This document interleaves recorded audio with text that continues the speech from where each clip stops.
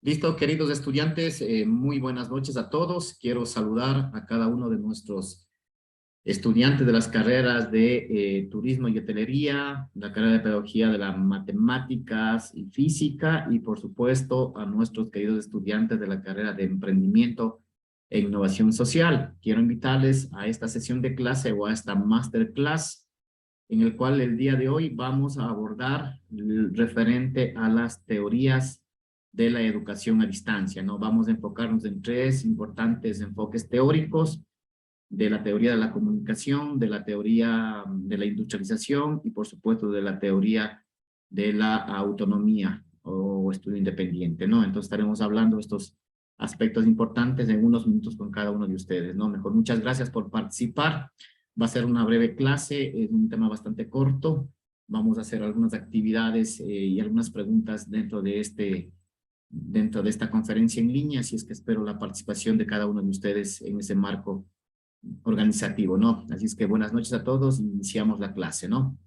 Bien, ¿qué es lo que vamos un poco a enfocarnos el día de hoy? Es hacer un poco el acercamiento acerca de las teorías de la educación a distancia, ¿no? Vamos a enfocarnos acerca de las teorías de la autonomía e independencia, las teorías de la interacción y la comunicación, la teoría de la industrialización y algunas reflexiones finales que como ustedes un poco comentaremos, ¿no? Es decir, un poco entender cómo estas teorías fueron las bases para el desarrollo propiamente de la educación a distancia, ¿no? Es muy importante, cuando nosotros hablamos de un proceso educativo, siempre se va a sustentar en enfoques teóricos. Y por supuesto, en esos enfoques teóricos nosotros necesitamos, aquí como lo planteamos en los objetivos, queridos estudiantes, es identificar las teorías, ojo, identificar esas teorías más importantes y los autores más relevantes que guían y orientan el proceso de enseñanza-aprendizaje en la educación a distancia, ¿no? Creo que está bastante claro el objetivo, es que el día de hoy un poco identifiquemos, vamos a identificar las teorías que fueron las subyacentes para que la educación a distancia pueda consolidarse hoy en día, ¿no? Y bueno, de hoy estamos hablando ya de una educación totalmente virtual, ¿no? Pero sin embargo, cuando hablamos de educación virtual, estamos también haciendo referencia a teorías de la educación a distancia, ¿no? Entonces son enfoques teóricos muy importantes que sentaron las bases para el desarrollo y la evolución de la educación 3.0, como nosotros hablamos hoy en día, ¿no? Perfecto. Chicos, inicio con este pequeño pensamiento de Maya que nos dice: he aprendido que aún tengo mucho que aprender. Y esto nos lleva a la reflexión de que cada día tenemos que seguir aprendiendo cosas nuevas, ¿no es cierto? Y aquí hablamos de la humildad intelectual. Todas las personas deben tener esta humildad intelectual para seguir aprendiendo, ¿no? Nunca será tarde para aprender. Y más aún cuando nosotros en la universidad nos dedicamos a crear ciencia, a crear investigación, a crear tecnología e innovación, necesitamos estar, yo digo, en las ciencias de la frontera, ¿cierto? En las ciencias del conocimiento, en esos avances constantes del desarrollo del conocimiento, ¿no? Entonces, hoy se vuelve una competencia clave dentro del siglo XXI el aprender a aprender, ¿no? Que habíamos comentado a ustedes en las clases anteriores. Chicos, vamos el día de hoy un poco a abordar en unas breves infografías, entender lo que aprendimos en la clase anterior y que era básicamente un poco conceptualizar a la educación a la educación a distancia, inclusive de educación superior, ¿no es cierto? Habíamos hablado también de una breve evolución de la educación a distancia y por supuesto las características fundamentales de la educación a distancia, si se acuerdan, ¿no? La separación física entre el profesor, tutor y el estudiante, la tutoría como elemento fundamental, la comunicación bidireccional, ¿no es cierto? La comunicación de masas, ¿no es cierto? Y otros elementos importantes que habíamos abordado en la clase anterior, ¿no? Bien, chicos, en ese marco, el día de hoy, miren, vamos a entender esta infografía que me parece muy importante para entender cómo hoy estas bases conceptuales de educación a distancia se ha integrado como un sistema, ¿no?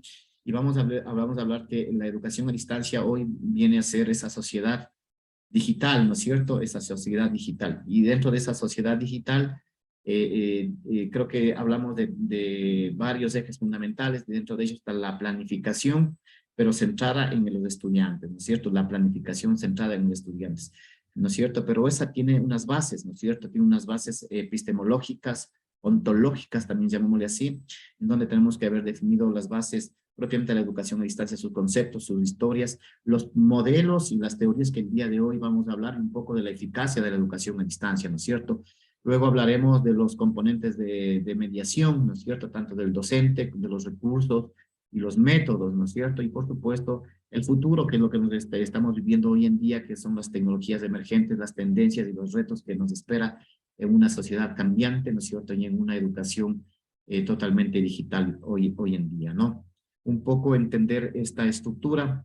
Entonces, cuando nosotros hablamos de ciertos conceptos de educación a distancia, estamos hablando de la retroalimentación adecuada que debe existir en una educación a distancia, ¿no es cierto? Esa relación motivadora entre el estudiante, entre sus pares, ¿no? Entre el estudiante, profesor investigador, etcétera, etcétera, ¿no? También habíamos comentado que en una educación a distancia el proceso educativo es altamente planificado, ¿no? Cuidadosamente planificado, ¿no? Hablamos que en una educación a distancia el diálogo, el componente dialógico es clave para poder generar aprendizajes significativos, ¿no? Y por supuesto, también utilizamos un conjunto de herramientas tecnológicas para la comunicación permanente, ¿no es cierto?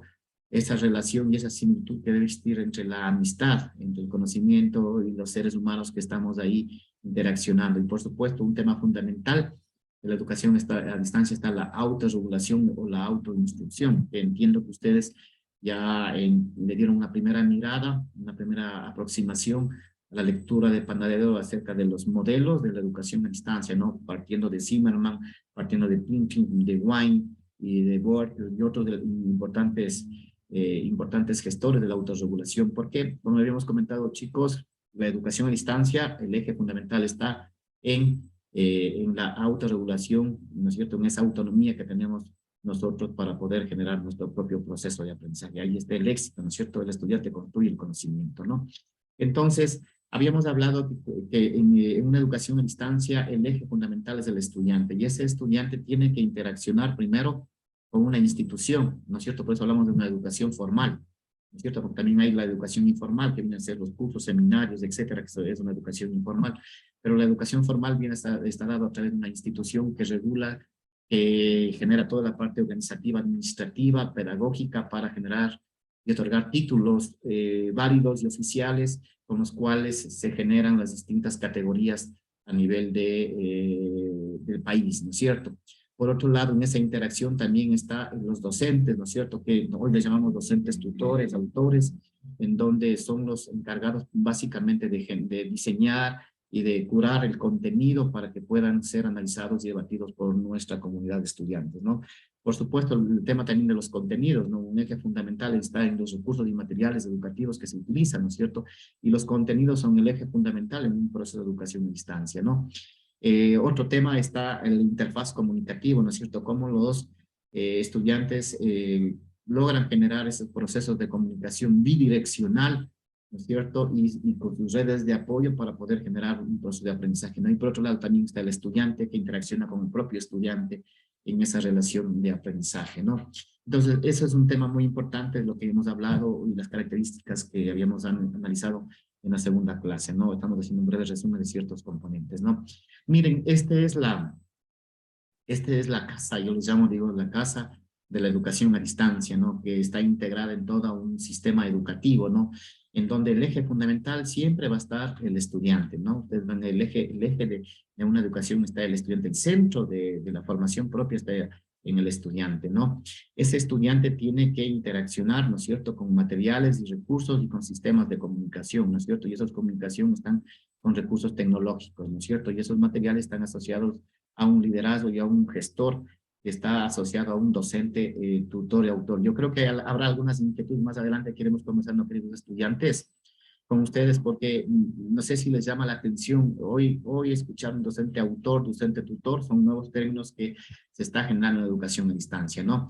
Y por supuesto en la parte superior está ya propiamente la institución, ¿no es cierto?, donde se definen todas las políticas y estrategias para implementar y generar esos programas educativos que tienen, ¿no es cierto?, a través de los fines que tiene la universidad, la misión y la visión, ¿no es cierto?, asociados a un contexto y a una realidad propia, ¿no? Me parece interesante este mapa, yo digo la casa de la educación a distancia, ¿no? Espero que un poco la vayan entendiendo, que son los pilares fundamentales cuales se sustenta una educación a distancia. Queridos estudiantes, esta es una primera aproximación. Sí, bien, hemos hecho entonces un breve recorrido de ciertas definiciones conceptuales, ciertos elementos y ciertas características de educación a distancia, ¿no? Bien, hoy, queridos estudiantes, les invito a un poco ahora centrarnos en las teorías de la educación a distancia, ¿no? Un poco a entender qué significa una teoría, para qué me sirve una teoría, cómo se relaciona esa teoría en la vida práctica, ¿no es cierto? O en la sociedad, un poco a entender por qué hablamos de teorías, ¿no es cierto? Entonces, bueno, vamos un poco a ir aclarando esas inquietudes o dudas en las siguientes láminas, ¿no? Bueno, queridos estudiantes, primero hay que entender que la educación a distancia es un procedimiento educacional, como nos dice Perraton, ¿no? Es un procedimiento educacional en el cual una parte significativa, ojo, de la enseñanza es guiada por alguien, ¿no es cierto? Y separado en el espacio y o tiempo de la persona que está aprendiendo, ¿no es cierto? Entonces, este concepto de lo que nos plantea Hillary y Perraton nos dice, ¿no? Nos da a entender que, claro, la educación a distancia es un procedimiento educacional en la cual una parte significativa de la enseñanza es guiada por alguien, ¿no es cierto? Es guiada por alguien. Quizás puede ser el docente quien guía ese proceso de aprendizaje, ¿no es cierto? Pero quien construye ese proceso de aprendizaje es el propio estudiante, ¿no es cierto? Y hoy estamos separados a través del espacio y tiempo, ¿no es cierto? En donde las personas están aprendiendo constantemente, ¿no? Entonces es un poco el pensamiento de lo que nos dice básicamente Hillary, ¿no? Bueno, también entender, cuando hablamos de las teorías de la educación a distancia, estamos hablando, queridos estudiantes, que esas teorías están compuestas por un conjunto de elementos, ¿no? Que tienen una gran diversidad que abarcan y que dan un contexto mucho más amplio para entender y comprender la educación a distancia, ¿no? Una teoría, queridos estudiantes, cuando yo me refiero a una teoría de la interacción y la comunicación, una teoría de de la industrialización, ¿no es cierto? Una teoría de la autonomía, ¿sí? Yo estoy haciéndome referencia a que esas teorías, en su parte esencial, hablan de un concepto filosófico, ¿no es cierto? Hablan de un concepto filosófico, ¿no es cierto? De una teoría que orienta ese proceso de aprendizaje, ¿no es cierto? Y por supuesto, esa teoría que les vamos a ir enfocando más adelante, queridos estudiantes, también está implícito el tema político y el tema social, porque el tema político, la educación es un derecho que tienen todas las personas y la sociedad requiere, ¿no es cierto?, formarse dentro de un marco, de un sistema de conocimientos, ¿no es cierto? Entonces hablamos de apoyos políticos, de normativas que rigen y regulan todos estos procesos, ¿no? Por supuesto, también una teoría de la educación a distancia nace, ¿no es cierto?, en función de una necesidad de atender a una población determinada, ¿no es cierto? Y por supuesto, en sus inicios, básicamente la educación a distancia nació con esa finalidad de ayudar, por ejemplo, a personas que no podían, o que trabajaban y que no podían estudiar al mismo tiempo, ¿no es cierto? Personas de grupos vulnerables, como personas con discapacidad, que hoy se facilita precisamente el proceso de aprendizaje, ¿no? Porque qué drama es que una persona en silla de ruedas tenga que trasladarse constantemente a una universidad, cuando ahora lo puede hacer desde su casa para poder aprender con el apoyo de sus propios tutores. El padre es viene a constituir un tutor fundamental, ¿no es cierto? Entonces está también, cuando hablamos de una teoría de la educación a distancia, chicos, estamos hablando también que está definido para un grupo destinatario. Y yo les había comentado en algún momento a ustedes que, ¿no es cierto?, la educación a distancia, en su esencialidad, lo que busca es que tengamos personas responsables y sobre todo el éxito en la educación a distancia está para personas adultas, ¿no?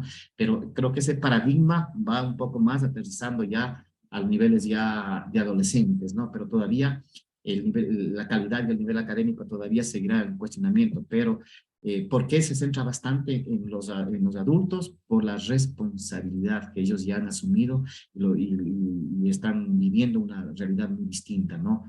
Y asociada a un contexto determinado, ¿no es cierto? Otro tema también importante en la educación a distancia y esos enfoques teóricos también están asociados a recursos tecnológicos. En aquel momento, cuando esas teorías nacieron en sus momentos de los 50, de los 60, en su momento también existían tecnologías. Como yo les comentaba alguna vez, la plancha a carbón en su momento era tecnología, ¿no es cierto? Él tiene una plancha eléctrica, ¿no es cierto? Bueno, en su momento era tecnología, ¿sí? Entonces, básicamente, eso es un tema fundamental. Y por supuesto, queridos estudiantes, también cuando hablamos de una teoría, estamos también hablando que detrás de eso hay un modelo educativo que abarca y da cabida a un conjunto de principios y valores que están institucionalizados en cada una de las personas, ¿no? Entonces, cuando hablamos de las teorías educativas, siempre vamos a darnos en cuenta que va a existir un modelo educativo que va a guiar ese proceso de aprendizaje a través de la distancia, ¿no? Es decir, en esa separación física, básicamente entre el estudiante y el docente y la institución, ¿no? Entonces, eso es muy importante entender que una teoría tiene estos conceptos y estos enfoques, podríamos decirlo. En definitiva, podemos también decir que básicamente una teoría está compuesta de tres elementos claves, con tres elementos claves para mí, ¿no? Primero, que es el componente noxiológico, ¿no? El componente noxiológico. ¿Qué significa esto? Básicamente significa que este componente lo que busca es dar una explicación de la ciencia y de la realidad, es decir, desde el saber, ¿no es cierto? Busca explicar, ¿no es cierto?, cómo el conocimiento se va desarrollando en diferentes etapas, momentos, ¿no es cierto? ¿Sí? Por otro lado, también está ese componente tecnológico, ¿no es cierto?, que es el saber hacer, es decir, el conocimiento aplicado a la práctica y asociado a una base tecnológica, ¿no es cierto?, proyectando y conduciendo y controlando diferentes secuencias de la intervención del ser humano en esa aplicación. Y por supuesto, queridos estudiantes, el otro tema fundamental, también está el componente axiológico, porque una teoría también básicamente está implícita la formación del deber ser, del ser humano, ¿no es cierto?, desde una dimensión de los valores, de la ética, ¿no es cierto?, y de las metas de formación que puede tener cada una de las personas, ¿no? Entonces, es muy importante entender que una teoría agrupa estos tres elementos, y de ahí vienen esos postulados que habíamos hablado con ustedes en la UNESCO, ¿no es cierto?, que les decía el saber hacer y el saber ser, ¿no es cierto? Entonces, eso es muy importante que vayamos entendiendo. Entonces, una teoría también está asociada a estos elementos fundamentales que acabamos de comentar. Espero que un poco lo vayan conceptualizando, pero me parece muy importante entender que una teoría, cuando hablamos de una teoría, que vamos a entrar en este momento ya a hablar, vamos hablando que tiene un componente noxiológico propio, que significa que nos trata de ayudar a entender cómo el conocimiento se va generando en las personas, ¿cierto? Ese es el saber, ¿no es cierto? El componente tecnológico, ¿no es cierto?, es ese saber hacer que permite transformar, ¿no es cierto?, esa realidad educativa, ¿no es cierto?, y controlando un proceso de secuencia que se va dando en esa interacción, ¿no es cierto? Y el valor, y el otro tema fundamental, que es el elemento axiológico, que toda teoría también es la formación de integral de ese ser humano, primero como persona, ¿no es cierto?, con valores y principios para desarrollarse personal y profesionalmente, ¿no es cierto? ¿Sí? Entonces yo asocio, queridos estudiantes, si se acuerdan la primera clase, cuando yo hablé de las mentes, de los tres tipos de mentes que nos hablaba Ángel Pérez Gómez, no sé si se acuerdan ustedes, ¿sí? Ángel Pérez Gómez nos decía, no, la mente científica, ¿no es cierto? ¿Sí? Estos tres tipos de mente podemos asociarlas hoy en este momento, ¿no es cierto? Sí, la mente tecnológica y por supuesto la mente del aprendizaje permanente, ¿no es cierto? Entonces, en esa línea, un poco también hay que entender que una teoría va asociada a estos principios fundamentales y postulados, ¿no?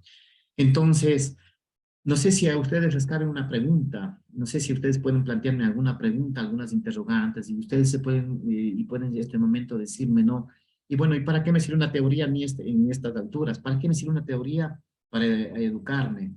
¿Qué relación tiene la teoría en este momento? No sé si, José, por favor.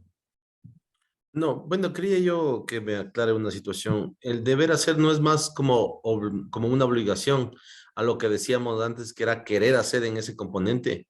Querer hacer es la voluntad, la motivación, los anhelos, las aspiraciones que tiene, como querer hacer, más no como deber hacer, me suena como que es algo que me están imponiendo, o sea, que se debe hacer. Eso es lo que quería aclararle de esos componentes, si es que tienen relación o no. No, es lo que, no, bueno, puede estar asociado, sí, pero lo que nosotros estamos hablando es el saber hacer, ¿no es cierto? Que con mis saberes, con mis conocimientos, qué sé hacer en la práctica, ¿no es cierto? Y en esa práctica tengo que asociar un conjunto de elementos, de recursos para poderlos aplicar en la vida diaria, ¿no es cierto? Cuando usted tiene un sistema de conocimientos, ¿no es cierto? Cuando yo soy experto en mecánica, ¿no es cierto? Yo tengo, me he formado en el componente teórico, pero luego tengo que poner en la práctica. Entonces, ¿qué significa? No, disculpe, no, Tengo que no, ponerlo en la el deber práctica. hacer le preguntaba. En el saber hacer sí está bien, sino Así, el deber sí. hacer, el deber hacer con el que yo le digo que se notaba antes en una clase que nos dijo que es querer hacer, que querer hacer era más como voluntario. Y Claro, aquí, es la voluntad, claro, entonces claro, ese sí, deber hacer no. ahorita suena como que más impositivo, digamos así. Por eso es que era mi pregunta. Por eso, Sí, sí, no. No, no, claro, puede ser, puede entenderse de esa manera, pero lo que buscamos es precisamente que el deber ser, ¿no es cierto?, sea un principio y un postulado nuestro, ¿no es cierto?, esta formación propia, y alguien diría un poco más obligatorio, porque las personas debemos formarnos en principios y valores, y esos valores deben ser sólidos y fuertes, ¿no? Creo que es la muralla fundamental que debe tener un ser humano en estos momentos. No sé si es que hay algunas inquietudes más, chicos. No sé si es que este momento ustedes me pueden decir, este momento estamos en una interrogante, ¿no? Hemos hablado de cómo una teoría está compuesta, ¿no es cierto? Y ustedes también pueden asociarme y decirme, bueno, ¿y cómo esa teoría me va a servir a mí en mi carrera? ¿Cierto? O sea, ¿cómo se asocia la teoría a la realidad? ¿No es cierto? Entonces son algunos temas y algunos cuestionamientos que ustedes pueden plantearse, ¿no? Por favor, Luz, Dari, me parece que levantó la mano. Sí, correcto. Para acotar un poquito con lo que decía el compañero y después continuar con lo que son las preguntas. El deber hacer va asociado relativamente a los valores deontológicos, ¿correcto? Claro, así es. Ya, perfecto.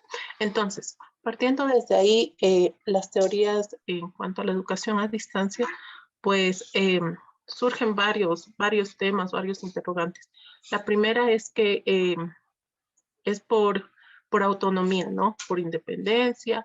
Eh, nosotros tenemos que ir ligados a la educación. Si nosotros no estamos con la predisposición, pues la educación a distancia sería un fracaso completo. Entonces, creo que en ese margen está enfocado que la educación a distancia, pues ahora despeja diferentes teorías y pues se ha convertido en un boom tecnológico asociado a los procesos académicos, ¿correcto? Correcto. Muy bien, sí, excelente. Gracias por la intervención. Sí, efectivamente, ¿no?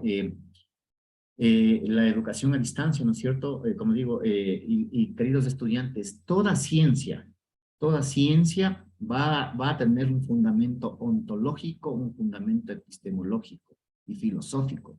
Todo, toda área del conocimiento, toda ciencia del saber.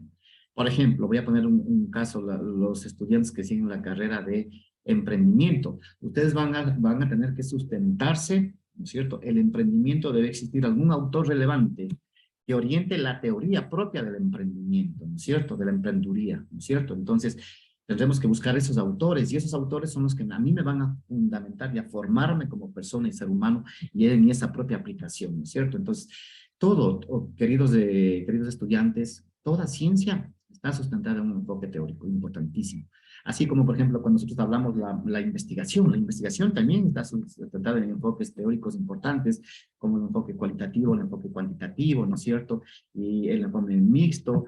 Y cuando hablamos de la propia educación, ¿no es cierto? Hablamos de las teorías de Piaget, del constructivismo, del cognitivismo, hablamos de otro conjunto, de la teoría instruccional, un montón de teorías, ¿no es cierto? Entonces ustedes van viendo que siempre hay un fundamento teórico que orienta y rige esos procesos, ¿no es cierto? Entonces, eso es muy importante, queridos estudiantes, que el día de hoy ustedes entiendan también que la carrera de emprendimiento, ustedes van a tener que más adelante van a ir analizando sus propios enfoques teóricos, ¿no es cierto? De autores relevantes que básicamente sustentan cómo la persona se vuelve emprendedora, ¿no es cierto? Y ahí vienen elementos culturales, elementos políticos, elementos de grupos destinatarios, ¿no es cierto? Porque ahí viene una pregunta que siempre yo la hago, ¿no? Porque yo también he dado emprendimiento y decíamos, el emprendedor nace o se hace, ¿cierto? Y es una pregunta media capciosa, ¿no?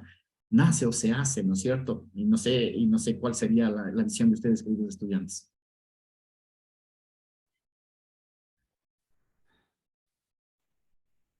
Yomali, por favor. Pues ya habíamos aprendido de que el emprendedor se hace, porque aunque nazca con ciertas aptitudes para ser emprendedor, estas tienen que ser desarrolladas con el tiempo. Entonces el emprendedor se hace. Sí, excelente, ¿no es cierto? Dice se hace, ¿no es cierto? Se hace. Bueno, también, también hay experiencias importantes donde ya hay personas que nacen con esa virtud de ser emprendedores y también se van formando, ¿no es cierto? Entonces son cuestionamientos que a la par hay que las entendiendo desde diferentes enfoques teóricos y epistemológicos que nos van a orientar en esa línea, ¿no? No sé si alguien más desea participar. Luz Dari, por favor.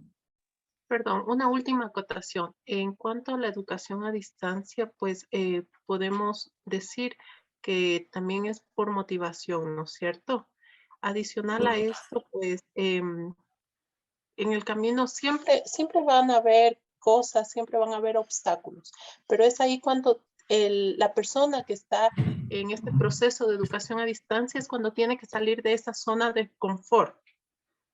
La educación a distancia implica muchas más competencias que la educación tradicional. Mucho más esfuerzo, mucha más dedicación, automotivación, control y, bueno, un sinfín de cosas, ¿no? Luz Dari, creo que le has leído muy bien la lectura de Panadero, ¿no? Sí, y efectivamente, y diría que la educación a distancia es un poco más compleja que la presencialidad, ¿no es cierto? Porque tenemos que empezar a autorregularnos, a tomar nuestras propias decisiones, a superar diferentes problemas que iremos teniendo en el camino, ¿no es cierto? A interaccionar con diferentes elementos, es decir, y también la responsabilidad que tenemos, ¿no es cierto? Entonces es un tema más complejo que la propia presencialidad. Y comparto contigo en ese sentido que se requiere una gran competencia para lograr conseguir esas metas y esos objetivos que nos planteamos a través de una educación a distancia, ¿no? Bien, entonces, con este breve apartado, queridos estudiantes, vamos un poco a irnos enfocando en esas teorías de la educación a distancia, ¿no? Sí, bueno, primero vamos a hablar un poco de la teoría de la independencia y autonomía, ¿no es cierto? En esa teoría de la independencia vamos a tomar, me parece, dos autores muy relevantes en este tema, ¿no? Primero, Charles Wedemeyer y Michael Moore. Michael Moore que nos habla de la teoría de la distancia transaccional, que eso lo estaremos abordando ya cuando entramos en modelos e-learning o aprendizajes electrónicos. Entraremos allá un poco más a abordar. Estamos hablando un poco más de la educación más natural en su momento determinado, ¿no? Entonces, uno de los temas fundamentales que plantean estos autores, ¿no es cierto?, de la teoría de la independencia y la autonomía, ¿no es cierto?, considera que la educación a distancia es un estilo de aprendizaje. Es un estilo de aprendizaje, ¿no es cierto?, pero es un estilo de aprendizaje independiente, ¿sí? Es un estilo de aprendizaje independiente, ¿no es cierto?, basado en la propia autoformación del estudiante, ¿no es cierto? Entonces, me parece interesante esta propuesta, nos dice, es un nuevo estilo de aprendizaje independiente. No sé, queridos estudiantes, ¿ustedes conocen los estilos de aprendizaje?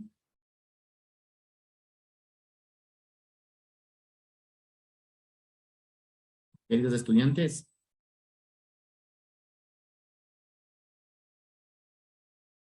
No.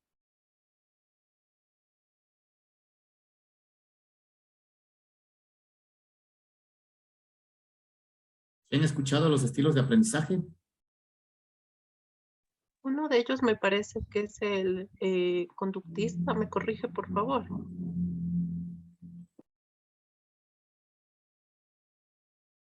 Bueno, siempre me No es el visual, auditivo, ¿verdad? eso, sí, correcto. Sí, sí, Tienes correcto. Esos tipos de aprendizaje, ¿no es cierto?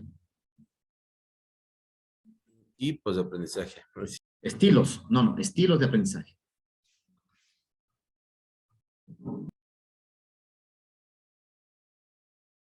De hecho, yo hice una investigación de los estilos de aprendizaje de los estudiantes con discapacidad, por ejemplo, cómo ellos aprenden. ¿Sí?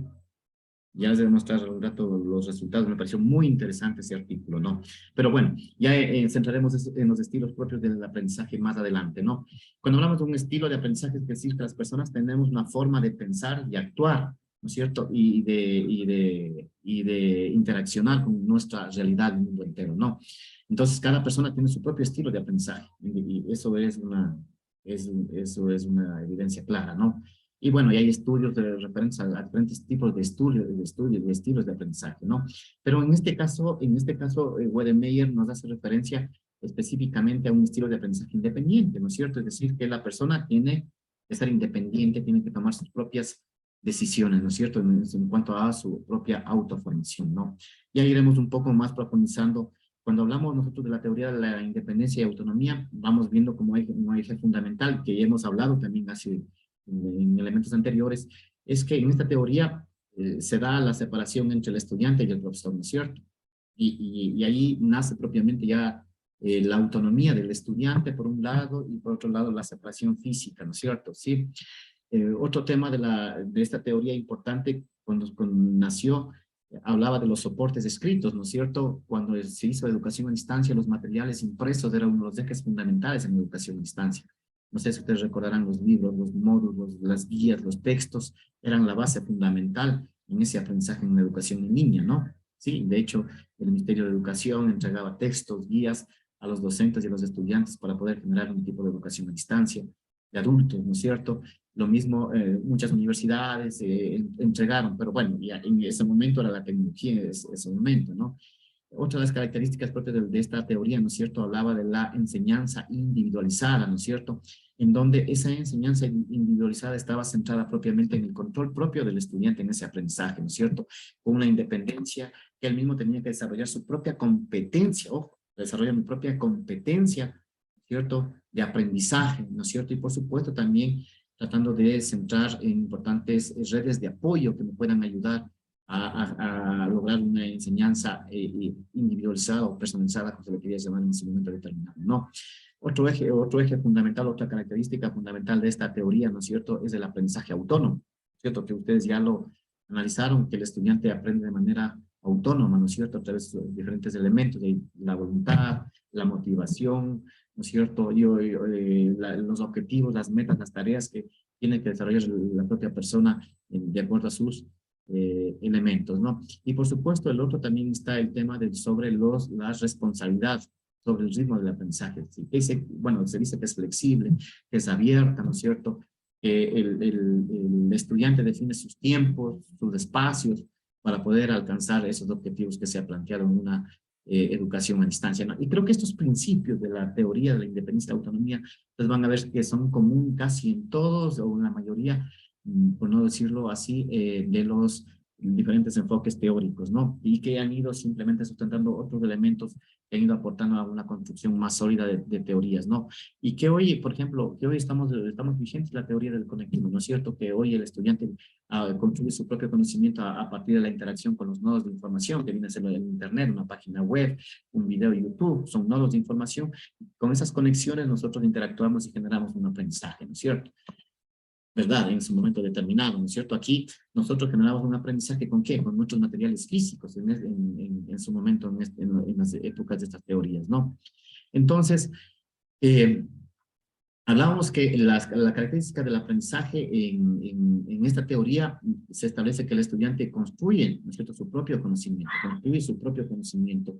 Ese conocimiento es acumulativo porque cada persona, cada ser humano, viene con un cúmulo de experiencia, con un cúmulo de cierta información, y que esto también aporta al contexto y al desarrollo del conocimiento, ¿no?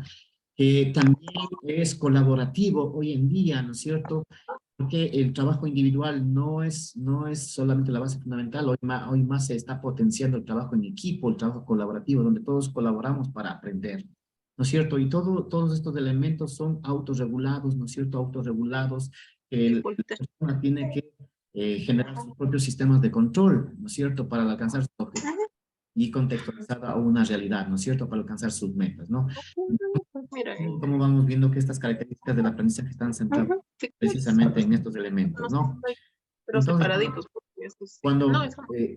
cuando hablamos de cuáles son los requisitos para el aprendizaje, ¿no es cierto? Aquí estamos hablando, por un lado, en una teoría de independencia y la autonomía, estamos hablando que los estudiantes, por un lado, es autodirigido, ¿no es cierto? El estudiante define sus propias metas de aprendizaje. Y eso, ¿sí? Y en ese tema tenemos que ser bastante fuertes y concisos, ¿no? Por otro lado, también estamos hablando, cuando hablamos de otro de los requisitos es el ser el autónomo, ¿no es cierto? Que el estudiante avanza a su propio ritmo, ¿sí? Avanza a nuestro propio ritmo, ¿no? Defino mis prioridades y avanza a mi propio ritmo, ¿no es cierto? Requiere un poco de flexibilidad, pero los tiempos también son un tema que luego nos termina tomando en consideración para alcanzar nuestras metas, ¿no? Y por el otro lado también el tema de la autorregulación, ¿no es cierto? Que el estudiante tiene que aplicar sus propias estrategias de aprendizaje, ¿no es cierto? ¿Y cuáles son las estrategias de aprendizaje? Ustedes la conocen: lectura rápida, lectura comprensiva, subrayado, técnicas de subrayado, lo decíamos, ¿no es cierto? De palabras claves, mapas conceptuales, es decir, un conjunto de elementos que la persona utiliza, ¿para qué? Para generar su propio proceso de aprendizaje. Y por supuesto, cuando nosotros logramos una autorregulación, también tenemos que autoevaluarnos. ¿No es cierto? ¿Qué conozco? ¿Qué aprendí? ¿Qué cosas nuevas puedo yo construir con ese conocimiento? ¿No es cierto? Entonces, el estudiante corrige lo que sea necesario, se autorregula para poder avanzar en su proceso, ¿no es cierto? Entonces, en esa línea es un poco por donde va. Y ahí vamos a ver que en el aprendizaje autorregulado vamos a ver importantes enfoques teóricos, por ejemplo, este de Zimmerman, ¿no es cierto? El que nos habla que la autorregulación, ¿no es cierto?, son los pensamientos, y son los sentimientos y las acciones autogeneradas, ¿no es cierto?, autogeneradas que se planean y se adaptan de forma cíclica para la obtención de nuestras metas personales, ¿no es cierto? Entonces, cuando ya ustedes van a leer a Zimmerman, que es uno de los autores de la autorregulación, que luego este modelo fue mejorado con estudios y aportes importantes de otros autores como Pinchins, como Wine, ¿no es cierto? Entonces van a ver que este modelo de autorregulación ha sido uno de los ejes fundamentales para la educación a distancia. Y como ejes centrales ustedes pueden ver que la autorregulación está en la parte motivacional, la parte metacognitiva, el propio autocontrol que debe tener la persona, ¿no es cierto? Las funciones ejecutivas que debemos desarrollar y por supuesto la función emocional, ¿no es cierto? Entonces son elementos fundamentales, elementos claves que nosotros debemos desarrollarlas en nuestra forma de autorregular nuestro aprendizaje, ¿no es cierto? Entonces me parece importante.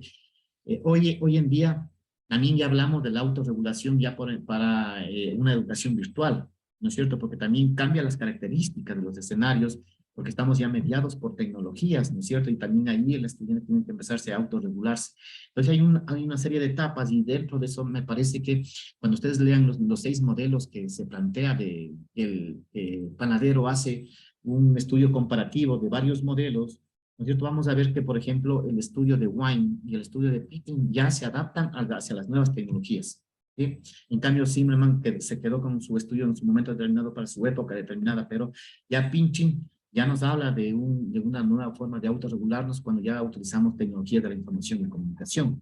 Es un tema fundamental porque se integra un medio más de comunicación y cómo la persona se autorregula a través de medios de comunicación, ¿no es cierto? Entonces es un tema muy importante entenderlo. Me gusta bastante esa teoría de Wine y de Pinching, que ustedes entiendo que ya lo leyeron y más adelante lo estarán profundizando, lo estarán debatiendo en el grupo de compañeros que ya lo plantearemos más adelante, ¿no? Por otro lado, ¿no es cierto? Entonces, en su momento, este modelo Zimmerman nos decía que primero pasa de un proceso de planeamiento, ¿no es cierto? El ser humano tiene que planificar, ¿no es cierto? Tiene que planearlas, las acciones que van a desarrollarlas, esas tienen que ejecutarlas y luego tiene que generar un proceso profundo de autorreflexión, ¿no es cierto? Entonces, en ese sentido, Zimmerman nos dice que los factores influyentes, los factores más influyentes para lograr una autorregulación es primero tener conocimiento, ¿no es cierto? Tener ese conocimiento cognitivo y con ese conocimiento metacognitivo, ¿no es cierto? Es un elemento clave. ¿Cómo adquirimos ese conocimiento, ¿no es cierto? A través de percepciones, sentimientos, acciones, etcétera, etcétera, ¿no es cierto? Y el otro elemento fuerte e influyente es la motivación, ¿cierto? Si la persona no está motivada, no le gusta la carrera, muy difícilmente podrá alcanzar sus objetivos, ¿no? O lo podrá alcanzar con un alto nivel de dificultad, ¿no es cierto? Pero y por otro lado también está el elemento volitivo. ¿Y qué significa el elemento volitivo? Significa la voluntad. La voluntad mueve montañas, como decían importantes teóricos por ahí, ¿no? Entonces, si es que tenemos la voluntad, tenemos una motivación, podemos lograr construir un conocimiento fuerte y duradero, un aprendizaje significativo, ¿no? Entonces, en ese sentido, la autorregulación viene a ser uno de los ejes claves y fundamentales en la educación a distancia, ¿no? No sé si es que hasta aquí hay alguna inquietud referente a la teoría de la independencia y la autonomía. la teoría de la independencia, independencia y autonomía son dos términos muy distintos, ¿no? No es que pueden ser los mismos, ¿no? El uno habla de la independencia que puede tener el ser humano, la persona, y el otro, la autonomía, que la persona toma sus propias decisiones y acciones y controles y sentimientos, ¿no? ¿Sí? Bien, entonces vamos ahora a hablar cuando nació la educación a distancia, y en su momento vivimos la época de la industrialización. Ya se hablaba también de educación a distancia en su momento determinado, y uno de los grandes exponentes de la teoría de la industrialización, de la enseñanza, es Otto Peters, ¿no? Este gran autor, básicamente lo que dice, lo que nos plantea, dice que se basa en la optimización de la organización del trabajo para favorecer los procesos de enseñanza a distancia y en el análisis de la educación antes y después de la era industrial, ¿no? Este importante teórico lo que nos dice es que en su momento, cuando vivíamos la época de la industrialización, el valor más importante era la producción, ¿no es cierto? Y luego este autor básicamente hace énfasis en una persona educada, ¿no es cierto?, con mejores valores, nos permite optimizar mayor la empresa y tener una gran productividad. Entonces, por eso le dio un gran valor ya la formación y la capacitación de las personas que trabajan en una determinada organización, ¿no? Entonces, ese es el eje fundamental en lo cual se centra este principio de la teoría de la industrialización. Y en esa teoría de la industrialización, claro, el eje fundamental estaba todo en temas de productividad, ¿no es cierto?, en la optimización de la organización del trabajo, ¿no es cierto?, en donde estaba planificado, organizado, ¿para qué? Para también generar procesos de aprendizaje y formación del talento humano, ¿no es cierto? Claro, en esos elementos también estaba la teoría, los planteamientos derivados de la teoría de la producción industrial, ¿no es cierto?, que también se aplicaron ciertos procesos, ¿no es cierto?, ciertos procesos de control y evaluación que a la final hoy en día también están vigentes esas teorías. Hoy todo proceso tiene que ser controlado y evaluado, ¿no es cierto?, monitoreado. Y cuando hablamos de los principios de la administración tiene los 5 ejes, ¿no es cierto?, la planeación, la dirección, la ejecución, el control, el seguimiento y la evaluación, ¿no es cierto? Entonces hoy sigue siendo un tema fundamental el tema del control y la evaluación, ¿no es cierto? Y por supuesto dividir el trabajo, ¿no? Por otro lado, también estaba el análisis de la educación antes y después de la era industrial en el tema de la mecanización y de la producción en masa, ¿no es cierto? Entonces, en su momento determinado, esta teoría fue la que un poco abrió el espectro de entender que la empresa no solamente tenía que buscar productividad, sino también tenía que buscar la formación y la capacitación de su personal para generar mejores ingresos y optimizar recursos económicos y humanos en la propia empresa, ¿no? Y hoy en día esto se está viviendo en realidad. Ya vamos viendo que la informática ha permitido optimizar una gran cantidad de fuentes de trabajo, ¿no es cierto? O facilitar la vida del ser humano en ese contexto, ¿no? Y por otro, pues, ya en la última teoría estamos hablando un poco de la teoría de la interacción y la comunicación, ¿no? Que es Borges. Borges es uno de los grandes referentes en esta teoría, y básicamente se centra en las interacciones didácticas, ¿no es cierto? A la comunicación le decimos, van a ser interacciones didácticas como objeto de estudio, ¿no es cierto?, en esos procesos comunicacionales a través de medios y materiales educativos, ¿no? Y soportes motivacionales presentes en el proceso de enseñanza-aprendizaje esa distancia, ¿no? Entonces, en esa línea, básicamente, en esta teoría, la característica fundamental está en interacciones didácticas, ¿cierto? O sea, que nosotros interaccionamos con recursos, medios, materiales para aprender. La radio y la televisión fue un elemento fundamental para aprender, ¿no es cierto?, como elementos y procesos comunicacionales, y a través de eso se empezó a educar a través de la radio, a través de la televisión, a través de medios y materiales educativos. Ustedes vieron programas educativos que se generaban para niños, diferentes edades, para adultos, para alfabetización. Se dieron una gran cantidad de soportes educativos que permitieron precisamente fortalecer la educación. Me parece que en su momento Guayaquil, en la época de Nebot, también creo que uno de las banderas fuertes de Guayaquil fue haber utilizado estos procesos. Me parece, no me acuerdo bien cómo se llamaban los programas de televisión que hacía los días sábados en el municipio de Guayaquil, para educar y fortalecer a los conocimientos de emprendedores, un conjunto de personas, ¿no? No me acuerdo bien cómo se llama el programa, pero básicamente se centró en esta formación, ¿no? En donde básicamente en esta teoría se centra el servicio educativo como al alumno, ¿no? es decir, un poco más de la independencia, de la libertad, de la equidad, de una comunicación mediada por recursos, métodos materiales, el tema de relaciones personales, presencial, virtual, ¿no es cierto? El placer de aprender, sobre todo la empatía, ¿no? Entonces, me parece que en esa línea bastante se ha trabajado. La teleeducación fue uno de los temas fundamentales, radiofónicas de que habíamos comentado con ustedes, y hoy en día se está generando una gran cantidad de materiales y recursos educativos, ¿no? Por ejemplo, decirle el Facebook, cómo está orientado hacia el aprendizaje, el TikTok, el WhatsApp, todo eso como elementos, como procesos y medios comunicacionales, ¿no? Como interacciones didácticas que se pueden aprovechar para generar educación a distancia. Creo que hoy en día eso viene a ser uno de los ejes fundamentales, y creo que con esta combinación de estas teorías básicamente podemos entender cómo se va configurando los nuevos escenarios, ¿no? Para ir cerrando esta sesión, queridos estudiantes, básicamente vamos a tener en cuenta ciertas características, ¿no?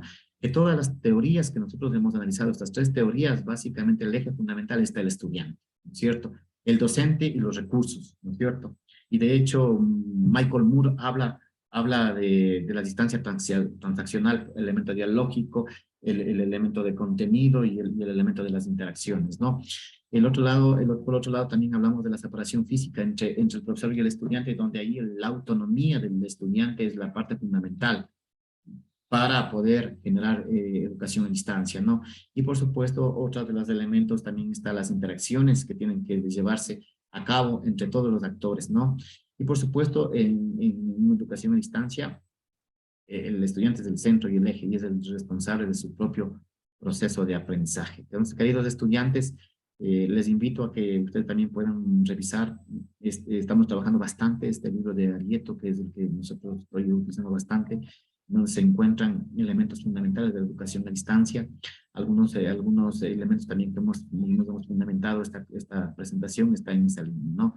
Entonces, queridos estudiantes, hasta aquí la primera parte de este